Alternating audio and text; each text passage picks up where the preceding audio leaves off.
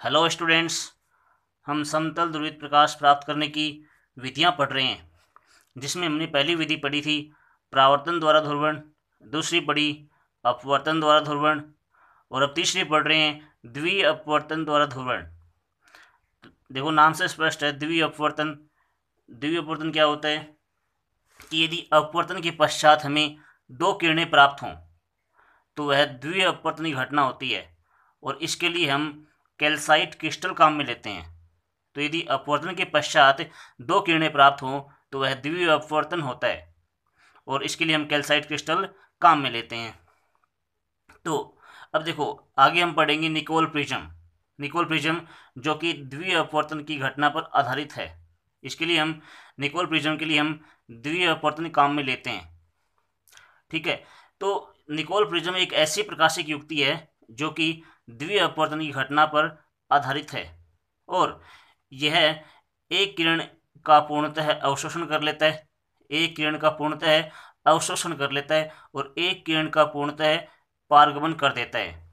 इसलिए हमें अंत में समतल ध्रुवित प्रकाश प्राप्त होता है। तो ध्यान रहे, निकोल प्रिज्म जो होता है वो समतल ध्रुवित प्रकाश प्राप्त करने की एक अच्छी विधि है। अब देखो इसकी हम बनावट और कार्यविधि समझेंगे कि ये कैसे काम करता है। देखो जो निकोल प्रिज्म होता है, निकोल प्रिज्म कैल्साइट क्रिस्टल का बना होता है। ध्यान रहे, सबसे मेन बात क्या है, जो निकोल प्रिज्म होता है वह कैल्साइट क्रिस्टल का बना होता है।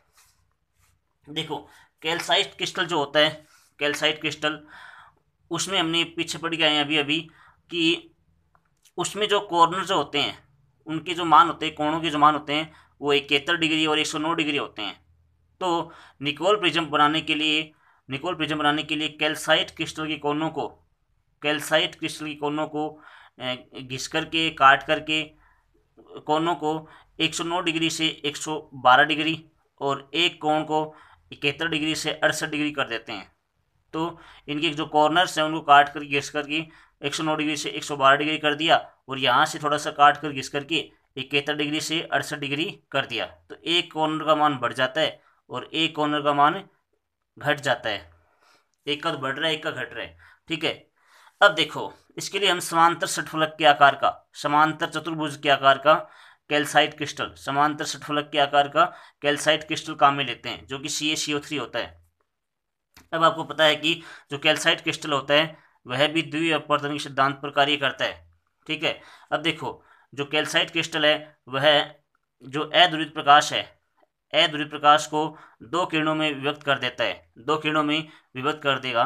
तो दो किरणों में बांट देगा, एक तो ई किरण और एक ओ किरण में बांट देता है।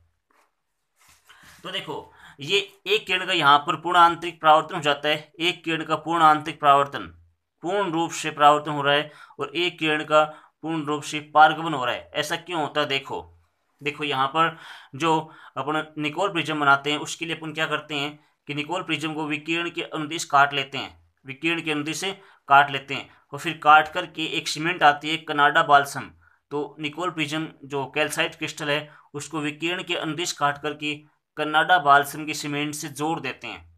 ठीक है, तो पहले इसको कॉर्नर से घिस करके काट करके 109 से 112 कर दिया और 71 से ये पूरा 71 है भाई। जो पहले वाला कोण 71 था फिर अब नया 68 हो गया और ये पहले वाला 109 था, अब 109 से 112 हो चुका है। तो 109 से 112, 71 से 68। तो पहले इसको घिस कर काटते हैं और फिर कॉर्नर का मान चेंज कर देते हैं और फिर क्या करते हैं बीच में से काट करके कनाडा बाल्सम की जो सीमेंट आती है उससे अपन जोड़ देते हैं, चिपका देते हैं। तो देखो अब इसमें कनाडा बाल्समिक सीमेंट क्यों काम में लेते हैं, क्योंकि इसका जो अपवर्तनांक होता है वो 1.55 होता है, 1.55।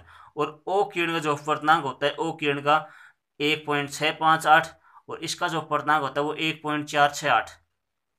ठीक है, तो इन दोनों के बीच में आता है, जो कनाडा बाल्सम का जो अपवर्तनांक है वो इन दोनों के बीच में आता है। ये 1.4, ये 1.6 और ये 1.5, तो 1.5 जो इनके बीच में आ गया।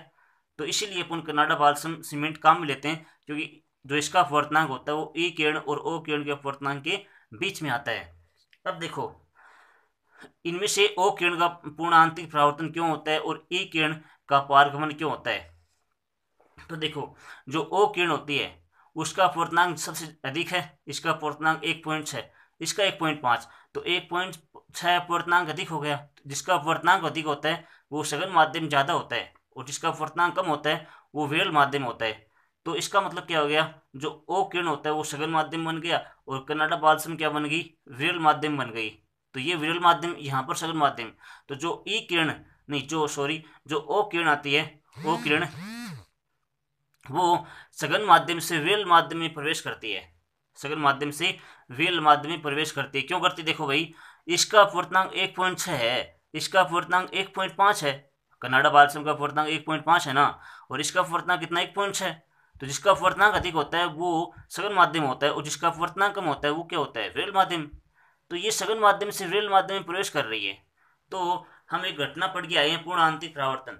तो पूर्ण आंतरिक परावर्तन क्या होता है भाई, पूर्ण आंतरिक परावर्तन क्या होता है कि यदि कोई प्रकाश किरण सघन माध्यम से विरल माध्यम में प्रवेश करती है, और यदि आपतन जो कोण है वो क्रांति कोण से अधिक हो, जो यदि आपतन कोण है वो क्रांति कोण से अधिक हो, तो उस किरण का पूर्ण आंतरिक परावर्तन हो जाता है। तो यदि कोई किरण सघन माध्यम से विरल माध्यम में प्रवेश करती है और क्रांति कोण से अधिक कोण पर आपतित होती है, तो वहाँ पर पूर्ण आंतरिक परावर्तन हो जाता है। तो वही बात यहाँ पर हो रही है, जो आपतन कोण है वो क्रांति कोण से अधिक है, और ये किरण सघन माध्यम से विरल माध्यम में प्रवेश करने के कारण इसका पूर्ण आंतरिक परावर्तन हो जाता है। और आगे जाकर यहाँ पर काली सतह होती है, काली सतह, इसके द्वारा इसका अवशोषण कर लिया जाता है। तो ओ किरण का क्या हो गया, अवशोषण हो गया। अब देखो बात करते हैं ई किरण की। देखो ई किरण का जो अपवर्तनांक है वो 1.46 है, मतलब यहाँ पर जो इसका अपवर्तनांक वो 1.4, और आगे है कनाडा बाल्सम, बीच में एक माध्यम आ गया, तो माध्यम का कार्य करती है 1.55। तो जो कनाडा बाल्सम जो होती है वो एक माध्यम का कार्य करेगी, जिसका अपवर्तनांक कितना 1.55 है। देखो ये यहाँ पर 1.46 है, यहाँ पर 1.55 है, तो एक ज़्यादा हो गया, ये विरल माध्यम हो गया 1.4, ये 1.5 सघन माध्यम हो गया अब की बारी ये, है ना। तो ये सघन माध्यम, ये विरल माध्यम ई किरण के लिए। तो ई किरण जो होती है वो विरल माध्यम से सघन माध्यम में प्रवेश करेगी, और जब विरल माध्यम से सघन माध्यम में कोई प्रकाश प्रवेश करता है तो उसका पूर्ण आंतरिक परावर्तन नहीं होता है, वहाँ पर उसका अपवर्तन हो जाता है, उसका पारगमन हो जाता है। तो ये जो ई किरण जो होती है वो विरल माध्यम से सघन माध्यम में प्रवेश करने के कारण इसका पारगमन हो जाता है, जबकि जो ओ किरण होती है वो सघन माध्यम से विरल माध्यम में प्रवेश करने के कारण इसका पूर्ण आंतरिक परावर्तन हो जाता है। ठीक है, तो इसका ई किरण का क्या हो गया, यहाँ पर पारगमन हो गया, और अंत में हमें ई किरण के रूप में समतल ध्रुवीय प्रकाश प्राप्त होता है। तो ये इसकी पूरी कहानी हो गई निकोल प्रिज्म की।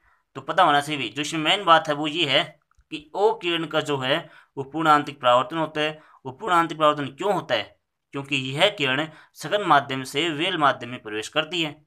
और सघन माध्यम क्यों है भाई, सघन माध्यम क्योंकि इसका अपवर्तनांक अधिक है, और ये विरल माध्यम क्यों बना भाई, क्योंकि इसका अपवर्तनांक कम है।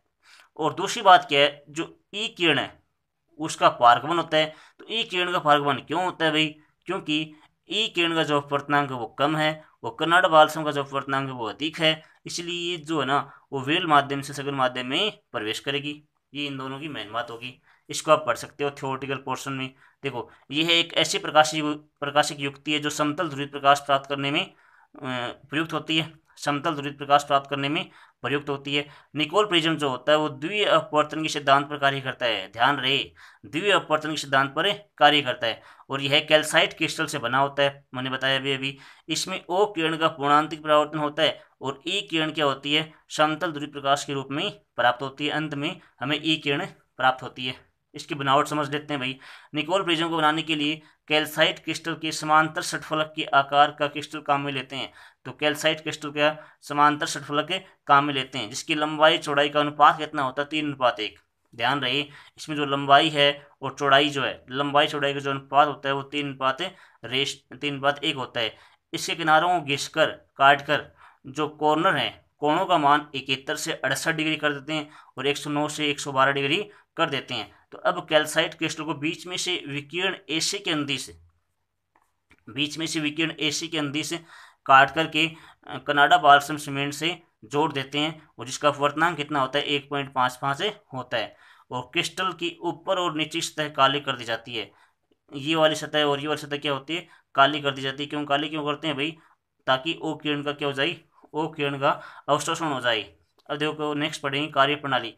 जब अध्रुवित प्रकाश कैल्साइट क्रिस्टल पर आपतित होता है तो वह दो किरणों ई किरण व ओ किरण में विभक्त हो जाता है। और ई किरण के लिए जो कैल्साइट क्रिस्टल का जो अपवर्तनांक होता है वो 1.468 होता है, और ओ किरण के लिए जो अपवर्तनांक होता है वो कितना होता है, 1.658 होता है। कनाडा बालसम का जो अपवर्तनांक है वो 1.55 होता है। और ओ किरण के लिए कनाडा बालसम विरल माध्यम का कार्य करती है, ध्यान रहे, ओ किरण के लिए कनाडा बालसम विरल माध्यम कार्य करती है। इस प्रकार ओ किरण का सघन माध्यम से विरल माध्यम में प्रवेश करने के कारण, मैंने अंडरलाइन कर दी है, सघन माध्यम से विरल माध्यम में प्रवेश करने के कारण इसका पूर्ण आंतरिक परावर्तन हो जाता है और यह काली सतह द्वारा अवशोषित कर ली जाती है। इसको मैंने डिस्कस कर लिया। जबकि ई किरण के लिए कनाडा बालसम जो होती है वो सघन माध्यम का कार्य करती है, ठीक है। अतः ई किरण जो होती है वो विरल माध्यम से सघन माध्यम में प्रवेश करने के कारण उसका पारक बन हो जाता है और हमें अंत में समतल ध्रुवीय प्रकाश से प्राप्त होता है। तो आज हमने पढ़ा निकोल प्रिज्म। तो ये द्वितीय अपवर्तन पूरा हो गया भाई। निकोल प्रिज्म एक अच्छा टॉपिक है, इसको आप याद कर लीजिए, बहुत ही शानदार टॉपिक है। Thank you.